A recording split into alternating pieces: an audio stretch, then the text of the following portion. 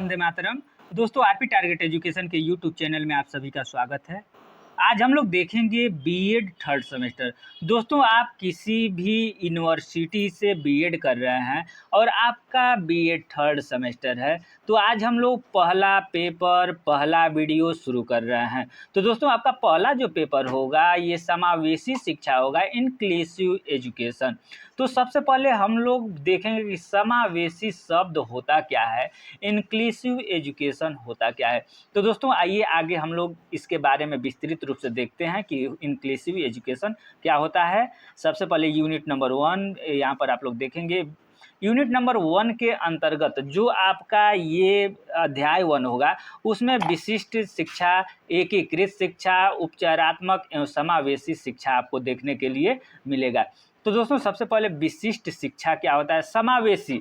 दोस्तों समावेशी को अगर हम आप लोगों को छोटा में बताना चाहें तो समावेशी का मतलब होता है कि एक विद्यालय एक जगह पर जो हमारे सामान्य बच्चे होते हैं और विशिष्ट जो बच्चे होते हैं, विशिष्ट बच्चे का मतलब होता है दिव्यांग बच्चे, ठीक है। चाहे वो आपको अब मालूम ही होगा, नहीं मालूम होगा तो इसके बाद किसी दिन हम वीडियो बना देंगे। 21 प्रकार के दिव्यांगता को प्रमाणित किया गया है, जिसमें कि अब 21 प्रकार के दिव्यांग बच्चों का प्रमाण पत्र बनेगा, ठीक है।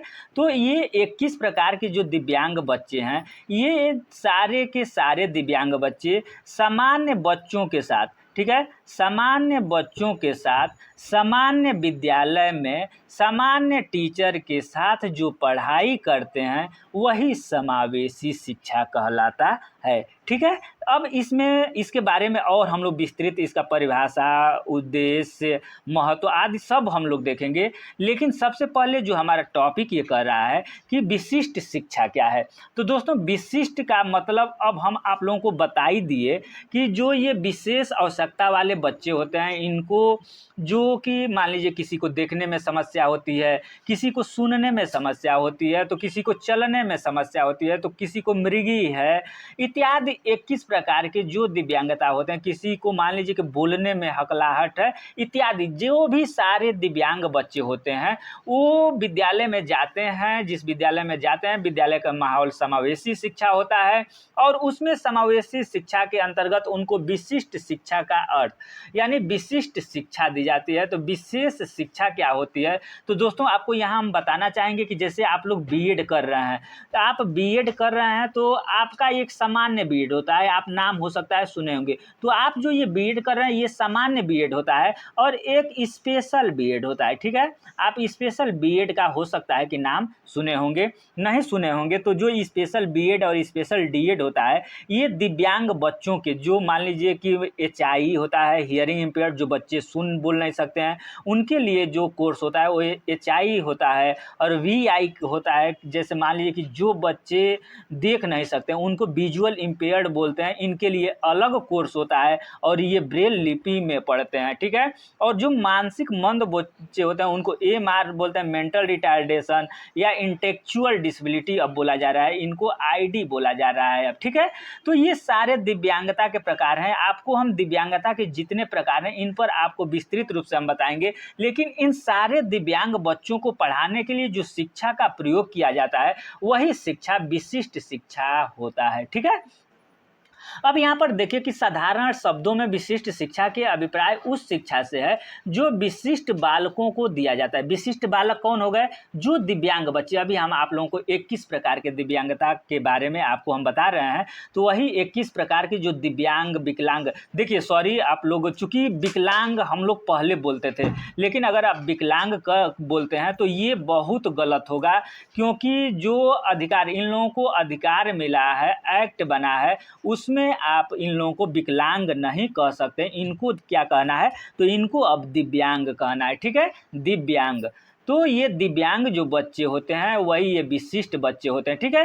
तो दिव्यांग बच्चों को, बालकों को दिया जाता है क्या चीज़, जो शिक्षा दी जाती है वही विशिष्ट शिक्षा होती है। दोस्तों हम जहाँ तक पूर्ण विश्वास करते हैं कि आप विशिष्ट शिक्षा के बारे में और विशिष्ट बच्चों के बारे में आप लोग समझ गए होंगे। अब देखिए विशिष्ट शिक्षा की प्रकृति क्या होती है और महत्व।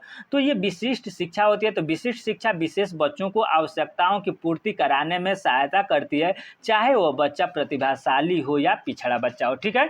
यानी आप देखेंगे कि जो बच्चे सुन बोल नहीं पाते हैं, जो बच्चे देख नहीं सकते हैं, जो मानसिक मंद है, वे बच्चे सामान्य बच्चों की अपेक्षा पीछे रह जाते हैं।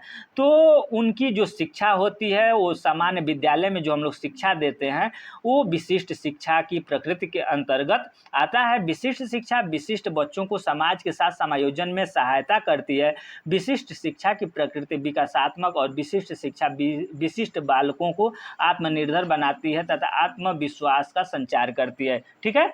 इसके अलावा देखेंगे कि जो विशिष्ट शिक्षा होती है ये जैसे बच्चों को या अभिभावक को, पहले यहाँ देख लीजिए, विशिष्ट शिक्षा सार्वभौमिक प्रकृति की शिक्षा है। यह शिक्षा सभी प्रकार के विशिष्ट बच्चों को दी जाती है, चाहे वे बच्चे धर्म, जाति, लिंग, रूप, आकार के अनुसार विभिन्न ही क्यों न हो। यानी किसी भी धर्म के बच्चे हों, किसी भी जाति के बच्चे हों, किसी भी लिंग के बच्चे हों, उन सभी को शिक्षा विशिष्ट शिक्षा दी जाती है। विशिष्ट शिक्षा विशिष्ट बच्चों के हर पक्ष का विकास करती है, चाहे वह शारीरिक हो या मानसिक हो या सामाजिक संवेदनात्मक हो, ठीक है। अब हम लोग देखेंगे कि दोस्तों यहाँ पर एक आपको एडवर्टाइज है कि अगर आप बीएड कर रहे हैं या फिर सीटेट की तैयारी कर रहे हैं तो इस चैनल को सब्सक्राइब कर लेंगे, क्योंकि इस चैनल पर आपको बीएड, जो आप यहाँ बीएड देख रहे हैं, ये बीएड के सारे सब्जेक्ट के टॉपिक वाइज आपको तैयारी कराई जाएगी, ठीक है। तो आप बेल आइकन को दबा लेंगे चैनल को सब्सक्राइब करके, ठीक है। अब नेक्स्ट हम लोग देखेंगे विशिष्ट शिक्षा के उद्देश्य। जो विशेष बालकों को जो विशिष्ट शिक्षा दी जाती है उसका उद्देश्य क्या है। तो अगर हमारा विशेष बच्चों को शिक्षा देने का मेन उद्देश्य ये है कि सबसे पहले विशिष्ट बच्चों की विशेष आवश्यकताओं के पूर्व पहचान तथा निर्धारण करना। जैसे मान लीजिए कि छोटे बच्चे हैं, आपके पास अगर 3 साल का बच्चा आता है या 2 साल का बच्चा आता है और उसकी दिव्यांगता, जैसे बोल नहीं पा रहा है, आप देखेंगे कि 2 साल का बच्चा है अभी नहीं बोल पा रहा है, तो लोग कहते हैं कि बड़ा हो जाएगा तो जरूर बोलेगा। लेकिन इसी क्रम में करते करते वो 3 साल का होता है, 4 साल का होता है और 5 साल का हो जाता है और बोलने में वो अक्षम हो जाता है और बोल नहीं पाता है। तो ये हमें क्या होता है कि एक क्रिटिकल एज होता है, बोला जाता है ना, ये सादा पेज जो होता है, यही जो 2 साल, जो बच्चे 2 से 5 साल के बच्चे होते हैं, ये कोरा कागज होते हैं। इनके मस्तिष्क में जो भी हम डालेंगे वो बच्चे सीख लेते हैं। तो अगर छोटे बच्चों को हम शुरू में पहचान कर लेते हैं, जैसे मान लीजिए कि 2 साल का बच्चा है और बोल नहीं पा रहा है, तो उसी स्थिति में अगर उसकी हम पहचान कर लेते हैं और उसको स्पीच थेरेपी होता है, स्पीच थेरेपी हम कराएंगे तो बच्चा धीरे धीरे बोलना सीख जाता है। तो हमारा विशिष्ट उद्देश्य के अंतर्गत देखेंगे कि विशिष्ट बच्चों को विशेष आवश्यकता से पूर्व पहचान कर लेना। जितना पहले हम पहचान करेंगे उतना ही हमें बेनिफिट होगा, ठीक है। ये विशेष शिक्षा का उद्देश्य है। दूसरा उद्देश्य आप देखेंगे कि इस शिक्षा के उद्देश्य, ठीक है, इस शिक्षा का उद्देश्य विशिष्ट बच्चों के प्रति माता पिता के, समाज के लोगों के प्रति दृष्टिकोण को बदलना। जैसे मान लीजिए कि आप लोग देखे होंगे कि बहुत ऐसे माता पिता होते हैं जो कि अपने दिव्यांग बच्चे को घर छोड़ देते हैं, ठीक है। कहाँ छोड़ देते हैं? घर छोड़ देते हैं। और जो सामान्य बच्चा, ठीक बच्चा होता है, उसको साथ में लेकर के किसी के घर, मार्केट इत्यादि जगह घूमने चले जाते हैं। तो उनको ये दृष्टिकोण उस गार्जियन, उस माता पिता का बदलना है कि आपका ये जो दिव्यांग बच्चा है वो भी ISPCS बन सकता है, वो भी DM बन सकता है, वो भी टीचर बन सकता है, वो भी पढ़ा सकता है। उनको हमें बताना है कि जैसे आप देखिए यहाँ पर ये इस तरीके से दिव्यांग हो करके भी किस तरीके से अच्छे अच्छे काम किए हैं, ठीक है। तो माता पिता की सोच और समाज की सोच को हमें बदलना है, विशिष्ट शिक्षा का उद्देश्य है, ठीक है।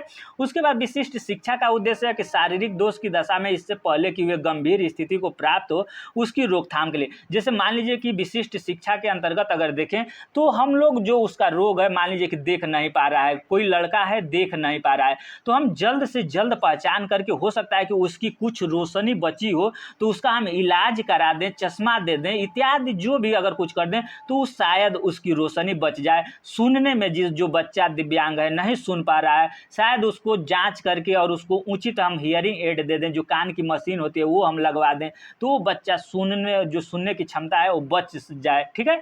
तो हम जितना जल्दी उनको शिक्षा देंगे, उतना ही जल्दी पहचान करके शिक्षा देंगे तो वो उतना ही बेनिफिट होगा। ये भी शिक्षा का एक उद्देश्य है। शारीरिक रूप से बाधित बालकों को पुनर्वास करना, जो मान लीजिए कि हाथ पैर से दिव्यांग बच्चे हैं, तो हम एजुकेशन के थ्रू फिजियोथेरेपी, जो मान लीजिए पैर से दिव्यांग है तो उसको फिजियोथेरेपी करा करके हम लोग सही कर सकते हैं।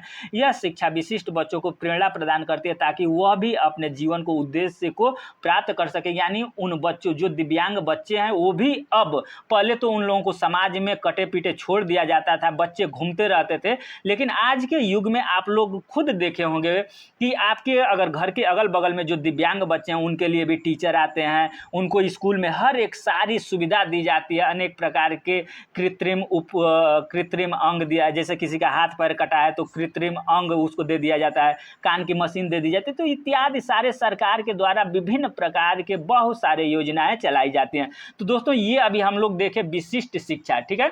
तो विशिष्ट शिक्षा के बाद हम लोग एकीकृत शिक्षा देखेंगे, इंटीग्रेटेड एजुकेशन, उसके बाद इंक्लूसिव एजुकेशन देखेंगे, ठीक है। समावेशी शिक्षा क्या होता है। तो दोस्तों एक एक करके टॉपिक को हम लोग देखेंगे। तो दोस्तों ये वीडियो आपको कैसा लगा? वीडियो अगर आपको अच्छा लगा हो और आप चाहते हैं टॉपिक वाइज तैयारी करना, तो हम दोनों सब्जेक्ट, जो आपका थर्ड सेमेस्टर है, उन थर्ड सेमेस्टर का दो सब्जेक्ट है, दोनों सब्जेक्ट है टॉपिक वाइज हम तैयारी कराएंगे। इसके साथ प्रैक्टिकल एरिया की भी तैयारी कराई जाएगी। तो चैनल पर आप नए हैं तो चैनल को सब्सक्राइब करके बेल आइकन को दबा लें। धन्यवाद।